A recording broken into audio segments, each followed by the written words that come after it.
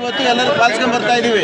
ಅವರ ಸಂವಿಧಾನಕ್ಕೆ ವಿರೋಧವಾಗಿ ಇವತ್ತು ನಮ್ಮ ಕಾಂಗ್ರೆಸ್ ಪಕ್ಷದ ನಾಯಕರಾದಂತಹ ಮಲ್ಲಿಕಾರ್ಜುನ ಖರ್ಗೆ ಅವರು ಭಾಷಣ ಮಾಡಿದ ಜಾಗವನ್ನು ಶುದ್ಧೀಕರಣ ಮಾಡಕ್ಕೆ ಹೋಗಿದ್ದಾರೆ.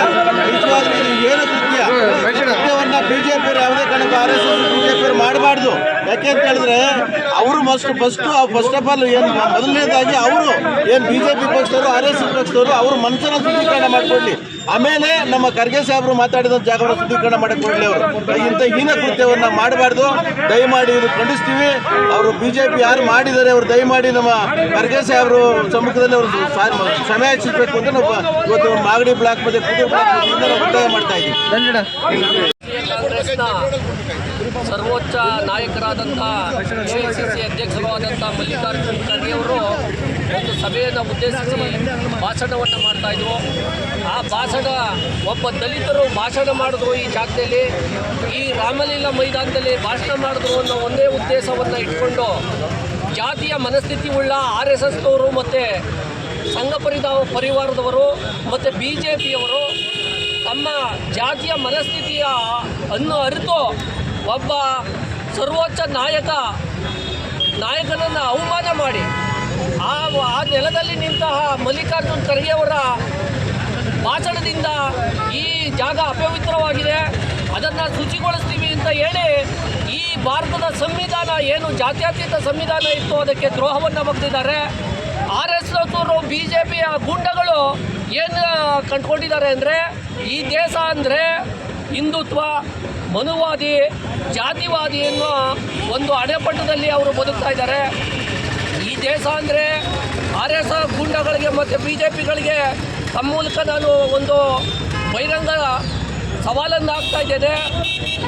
ಈ ದೇಶ ಅಂದರೆ ಈ ರಾಜ್ಯದ ಬಡಜನರು, ಗಡಿಕಾಯ ಸೈನಿಕರು, ನೆಲದಲ್ಲಿ ಹೊಲ ಉತ್ತಿ ಬಿತ್ತಿ ಬೆಳೆಯುವ ರೈತರು, ಕಸ ಗುಡಿಸುವ ಕಾರ್ಮಿಕರು ಸೇರಿದಂತೆ ಎಲ್ಲರೂ ಈ ದೇಶದ ಪ್ರಜೆಗಳು. ನಿಮ್ಮಂಥ ಕೇವಲ ಜಾತಿ ಮನಸ್ಥಿತಿಯ ಕೇವಲ ಒಂದು ಜನಿವಾರದ ವರ್ಗದ ಜನ ಅಲ್ಲ. ಅದನ್ನು ಮಲ್ಲಿಕಾರ್ಜುನ ಖರ್ಗೆ ಮೇಲೆ ನೀವು ಪ್ರಯೋಗ ಮಾಡಿ ಈ ದೇಶದ ಪ್ರಜಾಪ್ರಭುತ್ವದ ಅಸ್ಮಿತೆಗೆ ನೀವು ಧಕ್ಕೆ ತಂದಿದ್ದೀರಿ. ದಯಮಾಡಿ ಇದನ್ನು ಭಾರತದ ಜನ ಎಂದಿಗೂ ಸಹಿಸಲ್ಲ. ಒಂದು ವೇಳೆ ಮಲ್ಲಿಕಾರ್ಜುನ ಖರ್ಗೆ ಅವರಿಗೆ ನ್ಯಾಯ ದೊರಕದೆ ಹೋದರೆ ಈ ದೇಶದ ನೆಲದ ಬಹುಸಂಖ್ಯಾತ ದಲಿತರು, ಹಿಂದುಳಿದರು, ಅಲ್ಪಸಂಖ್ಯಾತರು, ಅದರಲ್ಲೂ ಶೂದ್ರ ಸಮುದಾಯದವರು ಸೆಳೆದು ನಿಂತು ನಿಮ್ಮ ಸರ್ವಾಧಿಕಾರಿಯ ಧೋರಣೆಯ BJPಯ ಮತ್ತು RSSನ ಗುಂಡ ಸಂಸ್ಕೃತಿಯನ್ನು ಖಂಡಿಸ್ತೇವೆ. ನೀವು ಎಲ್ಲೇ ಬಂದರೂ ಯಾವುದೇ ಕಾರ್ಯಕ್ರಮ ಮಾಡಿದ್ರೂ ಈ ದಲಿತ ವರ್ಗ ನಿಮ್ಮನ್ನು ಬಿಡೋದಿಲ್ಲ ಅಂತ ಹೇಳ್ತಾ ಈ ಮೂಲಕ ಎಚ್ಚರಿಕೆ ಹಾಗೂ ರಾಜ್ಯಸಭಾ ನಾಯಕರು ಶ್ರೀಮಾನ್ ಮಲ್ಲಿಕಾರ್ಜುನ ಖರ್ಗೆ ಅವರು ಈ ತಿಂಗಳು ಆಗಸ್ಟ್ 8ನೇ ತಾರೀಕು ಜಾರ್ಖಂಡ್ ಹತ್ರ ಒಂದು ಕಾಂಗ್ರೆಸ್ ಪಕ್ಷದ ಸಮಾವೇಶ ಮಾಡಿದಾಗ ಅಲ್ಲಿ RSSನವರು ಅದಾದ ನಂತರ ಅವರು ಆ ಒಂದು ಜಾಗಕ್ಕೆ ರಾಮಲೀಲಾ ಮೈದಾನದಲ್ಲಿ ಒಂದು ಜಾಗನ ಪುನರ್ವಚನೆ ಮಾಡ್ತಾರೆ, ಗಂಜಲ ಹಾಕಿ. ಇದು ರಾಷ್ಟ್ರದ ಸಂವಿಧಾನದ ವಿರೋಧಿತನ. RSSನವರು ಪ್ರತಿ ಹಂತದಲ್ಲೂ ಕೂಡ ದಲಿತರನ್ನು, ಈ ದೇಶದ ಒಂದು ಭದ್ರತೆಯನ್ನು ಅಭದ್ರಪಡಿಸ್ತಕ್ಕಂಥದ್ದು ಸಂಚು ನಡೀತಾ ಇದೆ.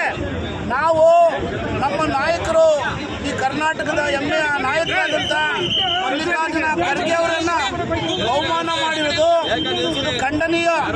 BJPಯವರು ಪ್ರತಿ ಹಂತದಲ್ಲೂ ಕೂಡ ಚುನಾವಣೆ ಬಂದಾಗ ಪಾಕಿಸ್ತಾನ ತೋರಿಸ್ತಾರೆ, ಮುಸ್ಲಿಮ್ಸನ್ನು ತೋರಿಸ್ತಾರೆ, ನಂತರ ದಿನಗಳಲ್ಲಿ ದಲಿತರನ್ನ ವಿರೋಧ ಮಾಡ್ತಾವ್ರೆ.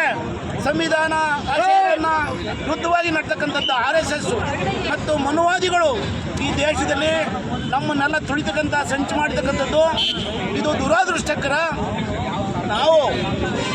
ನಾವು ಉಳಿವಿಕೆಗಾಗಿ ಜೊತೆಗೆ ಮೀಸಲಾತಿ ಬೇಡ ಅಂತ ಅಂದ್ಬಿಟ್ಟು ಇವತ್ತು ಹೋರಾಟ ಮಾಡ್ತಕ್ಕಂಥದ್ದು ಸಂವಿಧಾನಕ್ಕೆ ವಿರೋಧ. ಒಬ್ಬ ಮನುಷ್ಯ ಹೇಳ್ತಾನೆ, ಅನಂತಕುಮಾರ್ ಹೆಗಡೆ ನಾವು ಬಂದಿರೋದೇ ಸಂವಿಧಾನವನ್ನು ಬದಲಿಸಲಿಕ್ಕೆ ಅಂತ ಹೇಳ್ತಾನೆ. ಇವತ್ತು ಅವನು ಆ ಒಂದು ಹೆಸರು ತಕ್ಷಣ ಕಳೆದೋಗ್ಬಿಡೋಣ. ಒಬ್ಬ ಮಾಜಿಯ ಸಚಿವನಾಗಿ ಕೇಂದ್ರದಲ್ಲಿ ಸಂವಿಧಾನದ ವಿರುದ್ಧವಾಗಿ ಧ್ವನಿ ಮಾಡ್ತಕ್ಕಂಥದ್ದು ನಾವೆಲ್ಲರೂ ಕೂಡ ಇವತ್ತು ಸಂವಿಧಾನಬದ್ಧವಾಗಿ ಬದುಕ್ತಾ ಇದ್ದೇವೆ. ಪ್ರತಿಯೊಂದು ಜಾತಿ, ವರ್ಗ, ಧರ್ಮಕ್ಕೂ ಕೂಡ ಮೀಸಲಾತಿ ಸಿಕ್ಕಿದೆ.